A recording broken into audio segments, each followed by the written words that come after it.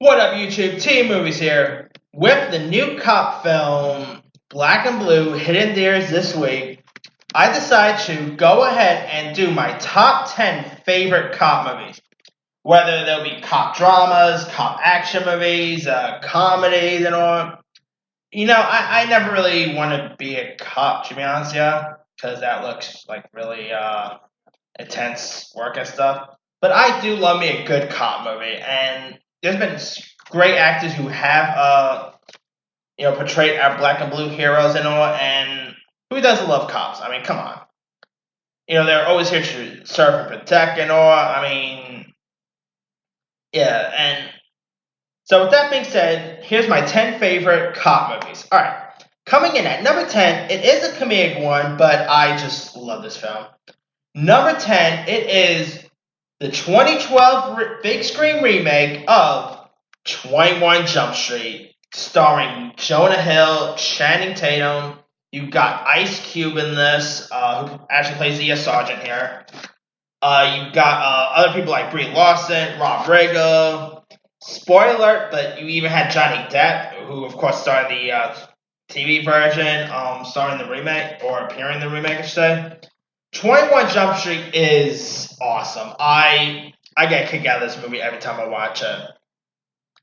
And the sounding of it sounded dumb too, but it's really fun. I mean, we're like these two, we're these two young men who end up getting into the police academy, and they decide to in order to find out interrogate this that's been hanging around in school. They decide to pose as high schoolers to find out who's the supplier and all. It is hilarious. Channing Tatum and Jonah Hill both work great together in this. It's directed by Phil Lord and Chris Miller. Those two did a great job at directing this. I just love 21 Jump Street, and I kind of prefer 22 Jump Street over 21 Jump Street. But they're both still great. I'm still hoping we get 23 Jump Street, but anyway. Alright. Coming in at number 9, it is LA Confidential. Where like these three policemen who all have like motive and obsessions ends up tackling the corruption surrounding and this unsolved murder of a downtown Los Angeles coffee shop in the early 50s. And you got Guy Pearce, who plays this detective named Detective Lieutenant Exley, who is the son of the murder detective, who is like also out to avenge his father's killing. Then you got Russell Crowe, who plays like his ex partner named Officer White. You also got other people like Kevin Spacey. You got Danny DeVito as the tabloid magnate. You also got James Cromwell, David Strathairn, directed by 8 Mile director Curtis Henson. Some great cast members were in this. It's a great film noir thriller. I think Shane Black's script. I think it's Shane Black or David Ayer. One of the two. I know one of those two scripted this film. LA Confidential is such an awesome one. It's very intense. Crazy twist towards the end that you didn't really see coming. And they really set the 50s off perfectly in this movie. I mean, if you guys never seen LA Confidential, which is also based on a book, not to mention, go check it out. It's a really great one. Alright. Coming in at number 8, it is Martin Scorsese's Oscar-winning film, The Departed. Now here you got Leo DiCaprio, who plays this South Boston cop named Billy Costigan, who ends up going undercover to infiltrate the organization of this gangland chief named Frank Costello, played by Jack Nicholson. And so, Billy ends up gaining the mobster's trust, and so, you got this career criminal named Colin Sullivan, played by Matt Damon, who ends up infiltrating the police department and reports on the activity of the syndicate bosses. And it is it is actually an American remake of the Korean film Infernal Affairs, and the cast in this is stacked. You also got Mark Wahlberg, Alec Baldwin, Anthony Anderson, Vera Farmiga. The Departed is fantastic. I mean, it won the Oscar for a reason. Finally won Scorsese his first ever Oscar. I mean, The Departed is such a great film. I mean, if you guys never really seen The Departed yet, do yourself a favor, go watch The Departed. It's really terrific. Alright, coming in at number 7, it is Bad Boys, starring Will Smith and Martin Lawrence as these detectives named Mark Larry, played by Smith, and Marcus Burnett, played by Lawrence, who ends up blowing a fuse when like this 100 million worth of heroin they ends up releasing gets confiscated and ends up being heisted from station headquarters. And so you got Eternal Affairs, who ends up giving them 5 days to track down the drug dealers before they shut down the narcotics division. You also got Taya Leone, who plays who also plays like a partner here, who's tracking down the dealers and all. Bad Boys, directed by Michael Bay, such an awesome film. It's funny, entertaining. Will Smith, Martin Lawrence, both work great well together. And we, of course, had, years later, we also had Bad Boys 2. Then next year, in January, we get Bad Boys for Life, which I cannot wait for Bad Boys for Life, by the way.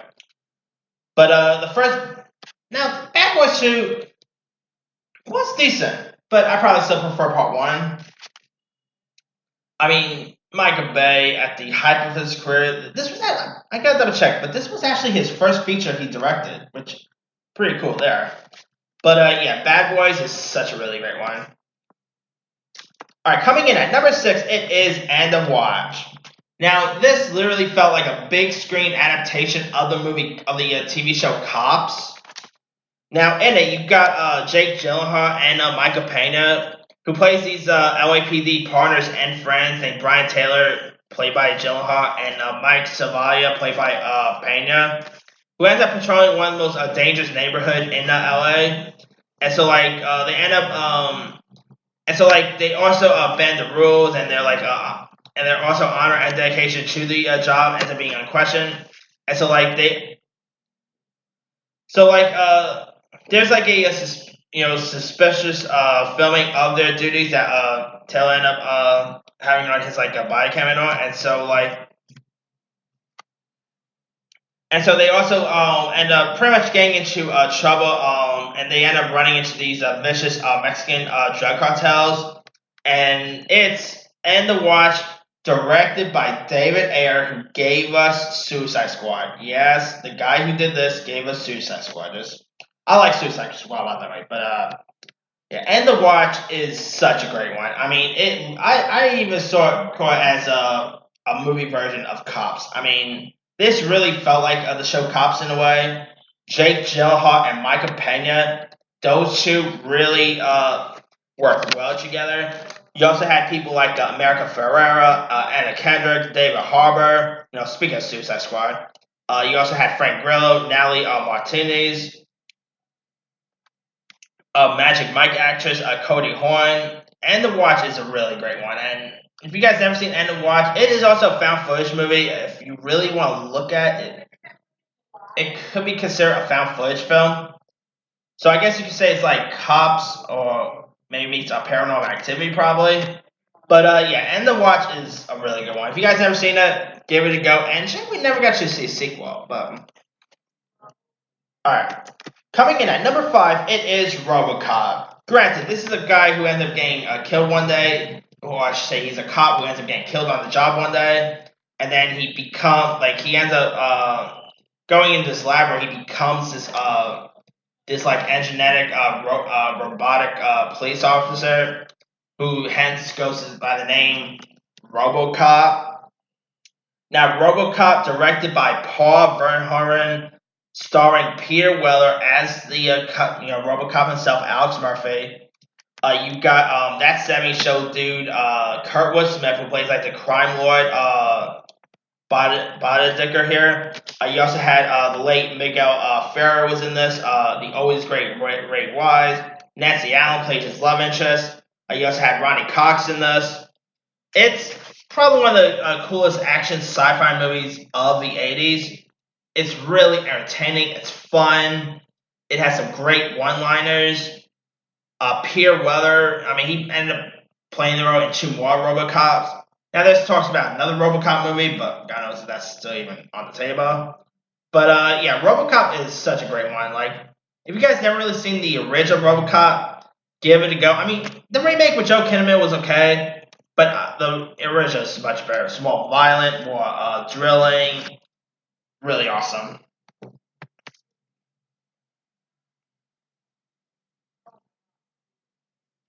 All right, coming in at number four is another 80s cop comedy classic, and that is Beverly Hills Cop, starring Eddie Murphy as Axel Foley, directed by Martin Brest, who then gave us Jilly. So yeah, weird that he went from this to Jilly, but anyway. Starring people like Lisa Elbacker, Stephen Burkhoff, Ronnie Cox. Speaking of Ronnie Cox, Judge Reinhold, Damon Wayans appeared in this. I mean, Beverly Hills Cop is a comedy classic. 48 Hours, that was also a great cop movie, but I really prefer Beverly Hills Cop over 48 Hours. Eddie Murphy at the height of his career was great in this movie. Him as Axel Foley was hilarious. He had some great one-liners. The action sequence he had in this was pretty cool. The cars he used here was great. I mean, yeah, Beverly Hills Cop, what not to love about Beverly Hills Cop? Then, of course, we had 2 and 3, which was okay, but the original Beverly Hills Cop is still the best. Fingers crossed we get a fourth one. Alright.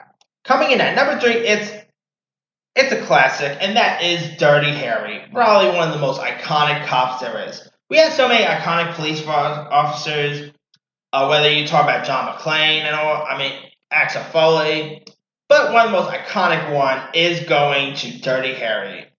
Dirty Harry is terrific.